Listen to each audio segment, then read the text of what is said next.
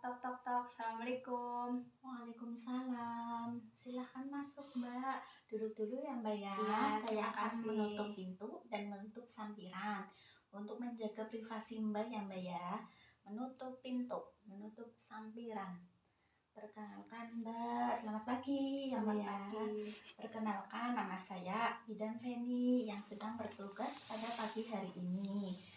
Sebelumnya dengan Mbak siapa boleh tahu? Mbak Uci, Mbak Uci, umurnya berapa Mbak Uci? 19 tahun. 19 tahun nih Mbak.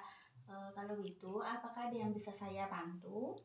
Ini saya mau tanya, yang termasuk dalam kekerasan dalam berpacaran itu apa ya? Terus apa sih artinya kayak gitu? Oh, jadi Mbak Uci datang ke sini untuk mengetahui kekerasan dalam berpacaran itu apa saja tindakannya atau perilakunya ya Mbak ya dari Iya. pasangannya Mbak Uci mungkin nanti apa aja. Di sini saya akan menjelaskan terlebih dahulu maksud dan tujuan Penkes kekerasan dalam berpacaran.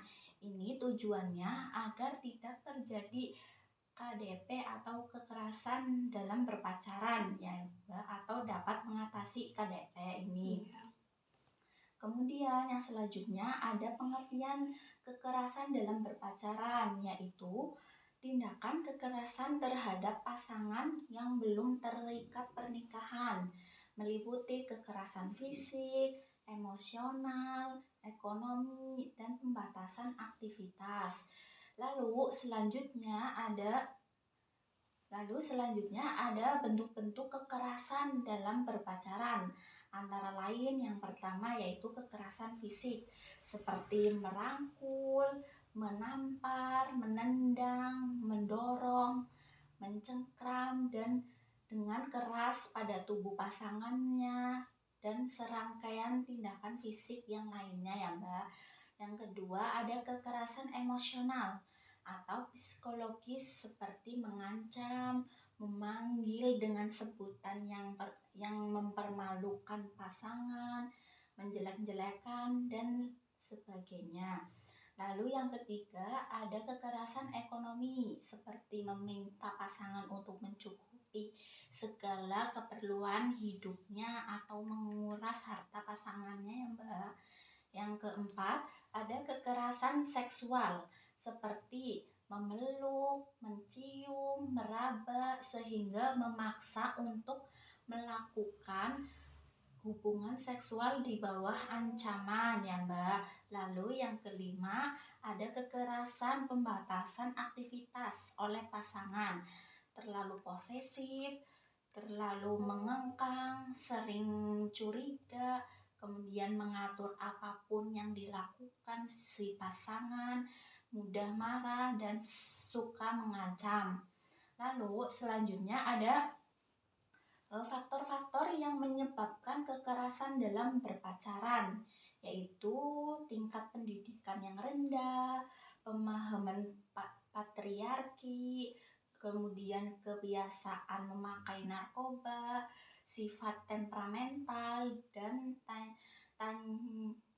tayangan media sosial ya Mbak. Yang selanjutnya ada penyebab kekerasan dalam berpacaran terus terjadi, yaitu karena korban cenderung lemah, kurang percaya diri, sangat mencintai pasangannya, selalu memaafkan dan memaklumi pasangannya. Lalu selanjutnya ada dampak yang timbulkan dalam KPD atau kekerasan dalam berpacaran ini, yaitu dampaknya ada dampak fisik, yaitu dapat berupa memar, patah tulang, dan cacat permanen. Dampak psikologisnya yaitu sakit hati, jatuhnya harga diri, rasa malu, rasa hina, kemudian menyalahkan diri sendiri, ketakutan akan bayang-bayang kekerasan, bingung, kecemasan, tidak percaya diri dan dengan orang lain, kemudian merasa bersalah, depresi, dan ingin bunuh diri ya Mbak ya. Lalu di sini selanjutnya ada upaya penanganan bagi korban kekerasan dalam berpacaran, yaitu memberikan dukungan serta meyakinkan korban untuk berani berkata tidak ya Mbak ya, serta menentang segala bentuk kekerasan yang dilakukan oleh pasangannya, membantu menumbuhkan rasa percaya diri dan mendampingi korban apabila membutuhkan konsultasi psikiater ya Mbak. Lalu selanjutnya ada eh, apa yang dilakukan oleh remaja perempuan jika mengalami kekerasan tersebut. Yang pertama di sini menjaga remaja yang asertif, yaitu mampu mengkomunikasikan apa yang mereka rasakan tentang perilaku seseorang. Yang kedua, tidak mengkonsumsi alkohol dan obat-obatan terlarang ya Mbak. Yang ketiga, ada memberitahu orang tua kemampuan mereka pergi kemanapun mereka pergi ya Mbak. Kemudian yang keempat ini ada berani berkata tidak, yang berarti tidak ya Mbak. Lalu yang kelima, membatasi perilaku seksual. Selanjutnya ada apa yang harus dilakukan oleh remaja laki-laki ya Mbak ya. Yang di sini yang pertama ada kenali hasrat seksual dan batasilah. Lalu hormati semua keputusan pacar. Dan yang ketiga, terbuka dan berkomunikasi dengan baik.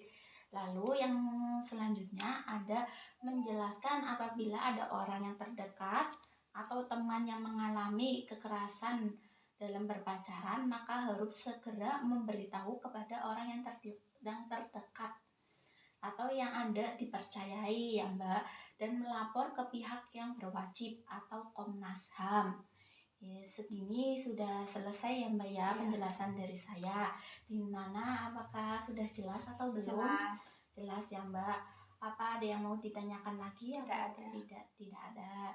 Kalau gitu saya akan melakukan evaluasi nih Mbak, untuk mengetahui apakah Mbak Uci ini sudah paham atau belum. Tadi kan di sini ada apabila teman Mbak atau orang yang terdekat Mbak itu mengalami KDP atau kekerasan dalam berpacaran ini, apa yang harus Mbak lakukan? Memberitahu orang yang dipercayai dan segera melapor ke pihak yang berwajib. Ya, jadi Mbak Uci sudah paham ya Mbak ya. Ya. Terima kasih atas kunjungannya. Nanti atau apabila ada yang mau ditanyakan lagi atau dikonsulkan lagi bisa datang ke sini ya Mbak ya. Ya. Terima kasih atas kunjungannya. Assalamualaikum. Waalaikumsalam.